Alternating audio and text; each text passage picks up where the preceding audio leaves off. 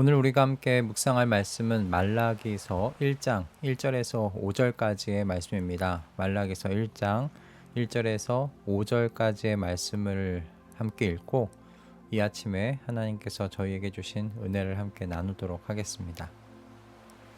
다음은 주님께서 말라기를 시켜 이스라엘 백성에게 경고하신 말씀이다. 나는 너희를 사랑한다. 나 주가 말한다. 그러나 너희는 주님께서 우리를 사랑하신다는 증거가 어디에 있습니까? 하고 묻는다. 에서는 야곱의 형이 아니더냐? 나 주가 말한다. 그런데도 내가 야곱은 사랑하고 에서는 미워하였다.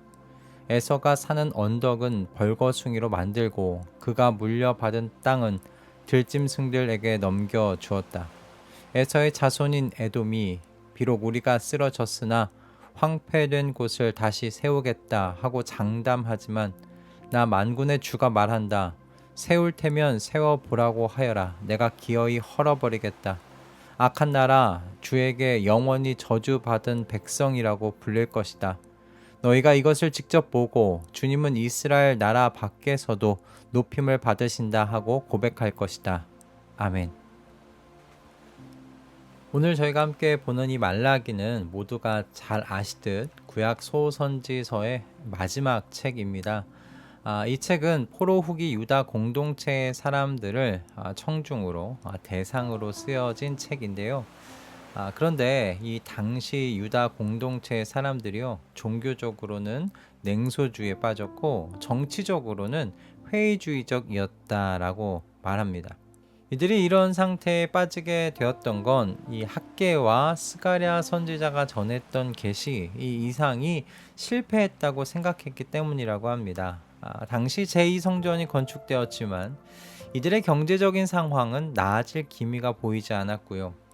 또한 유다 공동체는 주변의 이웃 나라들 틈바구니 속에서 정말 힘없이 떠다니는 그런 외딴 섬과 같은 처지였다고 합니다. 이런 상황 속에 있다 보니 유다 공동체가 이 스가랴 선지자가 전했던 다윗 언약의 성취, 이거 실패했구나라고 생각했던 거죠. 에스겔 선지자를 통해서 하나님께서 다윗 언약의 또 성취에 대해 말씀해 주셨는데 정치적인 독립은 생각도 해볼 수 없는 그런 상황이었다는 거예요. 이런 상황 속에서 포로 후기 이 유다 공동체의 사람들은 하나님께서 그들을 향한 계획에 있어서 실패하셨다, 그렇게 생각했다는 겁니다. 그런데 이들의 상황을 객관적으로 살펴보면 저는 충분히 그렇게 생각할 만도 하겠다 싶습니다. 그래서 이들이요, 하나님께서 자신들을 언제 사랑하셨는가, 그 질문을 갖고 있는 거죠. 그러니 하나님께서 그들을 사랑하신다는 말씀을 들어도 냉소적인 반응을 보이는 겁니다. 주님께서 정말 우리를 사랑하신다는 증거 어디 있느냐?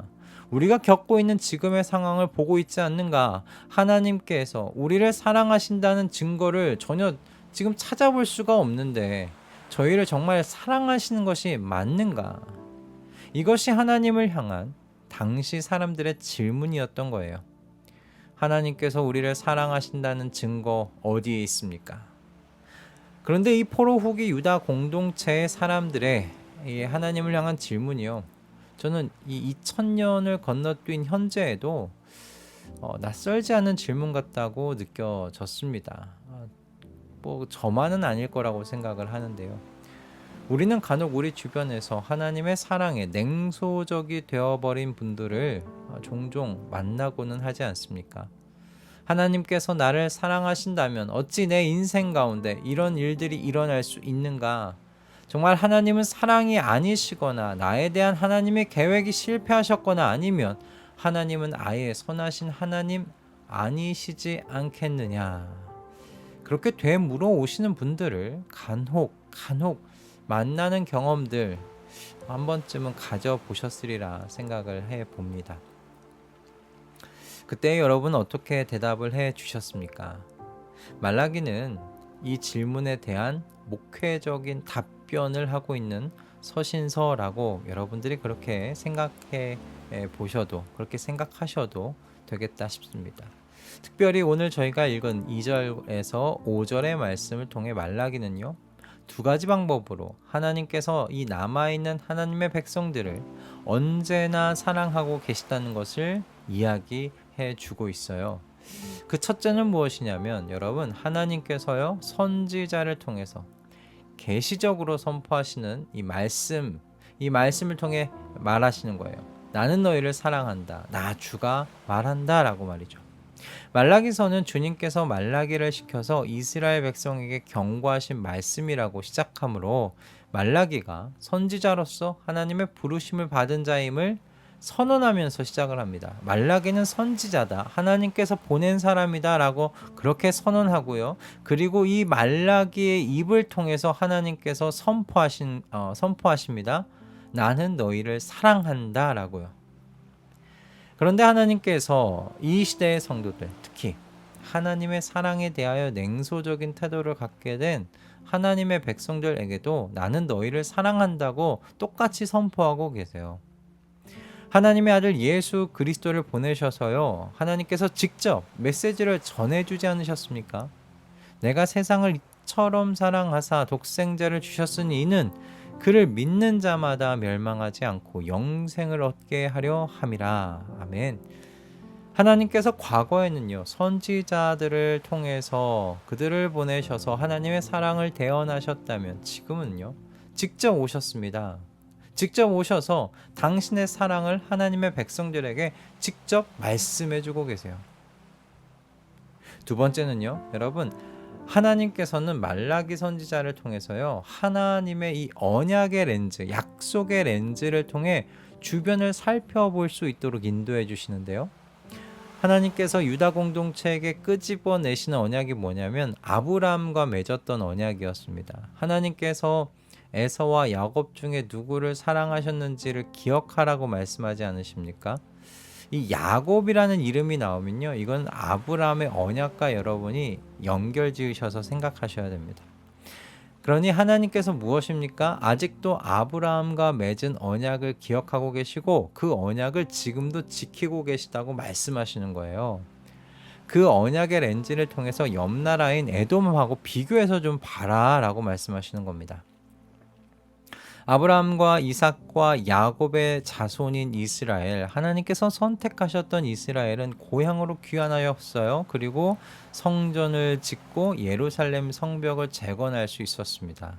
그런데 에돔은 어떤가? 이런 회복을 경험할 수 없었다는 것이죠. 하나님께서 에돔을 향해서 이런 저주를 내리셨던 이유는 그들의 형제국인 이스라엘이 바벨론에게 약탈당할 때요, 이 에돔이 바벨론과 동맹을 맺습니다. 그리고 바벨론하고 연합해서 자신들의 이 형제 국가를 향하여 폭력을 저질렀습니다. 그래서 하나님께서 이 에돔에게 말씀하시는 거예요. 그런데요, 여러분, 하나님께서 이 말씀에서, 오늘 본문에서 이야기하시는 건 뭐냐면 하나님께서 야곱과 맺은 언약 때문이라는 말씀이죠.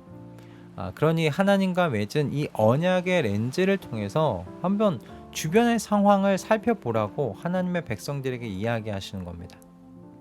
봐라, 에돔은 회복의 기회조차 받지 못했는데 너희는 성전을 다시 짓고 예루살렘 성벽을 재건할 수 있지 않았느냐고 지금 말씀하고 계세요. 이 주변에 돌아가는 상황들을 이 언약의 렌즈를 통해서 볼 때 하나님께서 이스라엘을 사랑하고 계신다는 증거 발견할 수 있지 않느냐라고 하나님께서 말씀하시는 거죠. 저는 말라기 선지자의 이런 목회적인 접근이 이 시대의 성도들에게도 똑같이 적용될 수 있는 접근법이라고 생각을 했습니다. 과거에는 이 언약의 렌즈로 주변의 상황을 살펴보았다면 이 시대의 성도들은 예수 그리스도 십자가의 렌즈를 통해서 우리 주변의 상황을 살펴볼 수 있기 때문이에요. 십자가의 렌즈를 통해서 이 시대의 성도들은 하나님의 이 사랑의 섭리를 찾고 발견할 수 있을 뿐만 아니라 혹시 못 찾더라도 우리는 침묵 속에서 믿음으로 하나님의 사랑 속에 거하여 이 답답한 현실을 견디고 이겨낼 담력을 우리가 얻을 수 있기 때문입니다. 여러분, 바울 사도의 말과 같이 십자가의 렌즈를 통하여 성도는 박해 속에서도 고난 속에서도 헐벗음과 생명의 위협 속에서도 감히 자기 아들을 아끼지 않으시고 우리 모두를 위해 내주신 분이 어찌 그 아들과 함께 모든 것을 우리에게 선물로 거저주지 않으시겠는가라고 믿음의 선언을 할 수 있다는 거죠. 바울 사도의 고백은 그가 겪고 경험한 고백이니 저는 이 시대의 모든 성도들도 똑같이 동일하게 경험하고 고백할 수 있는 것 아니겠는가 싶습니다. 과거나 현재나 여러분, 하나님의 사랑이 의심될 때가 있습니다. 아니, 이 의심을 넘어서서 냉소적인 마음을 갖게 될 때가 올 수도 있습니다. 하나님께서는 그 모든 상황 속에 있는 하나님의 백성들에게 다시금 하나님의 이 뜨거운 사랑, 절절한 사랑을 느끼는 부드러운 마음 되게 하시기 위해 오늘도 저희들에게 말씀해 오고 계십니다.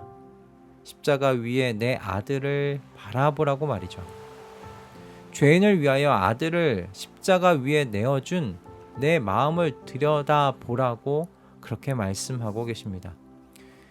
저희의 심령이 하나님을 향하여 차갑게 식지 않기를 소원하지만은 우리의 연약함으로 인하여 하나님께서 나를 정말 사랑하시는지 의심이 들려 할 때마다 십자가 아래로 그 뜨거운 그리스도의 보혈에 우리의 발을 담그고 하나님의 영원하신 사랑을 묵상하시는 우리 모든 가족분들 다 되실 수 있기를 주님의 이름으로 축복합니다. 기도하시겠습니다. 주님, 오늘 저희에게 귀한 말씀을 주셔서 감사합니다. 저희의 연약함 때문에 하나님을 향한 저희의 마음이 식을 때가 있음을 고백합니다. 그때마다 하나님의 아들 예수 그리스도를 통하여 선포하신 말씀과 그 십자가를 묵상하겠습니다. 그러니 주님, 그럴 때마다 우리의 영이 하나님의 뜨거운 사랑에 다시금 감동되어 부드러운 마음으로 돌아올 수 있도록 은혜를 더하여 주시옵소서. 예수 그리스도의 십자가 아래에서 주님의 보혈에 발을 담그고 그 보혈을 묵상할 때 우리의 영혼에 그 피의 사랑의 온기가 느껴지도록 주님, 저희를 보살펴 주시옵소서. 예수 그리스도의 이름으로 기도드립니다. 아멘.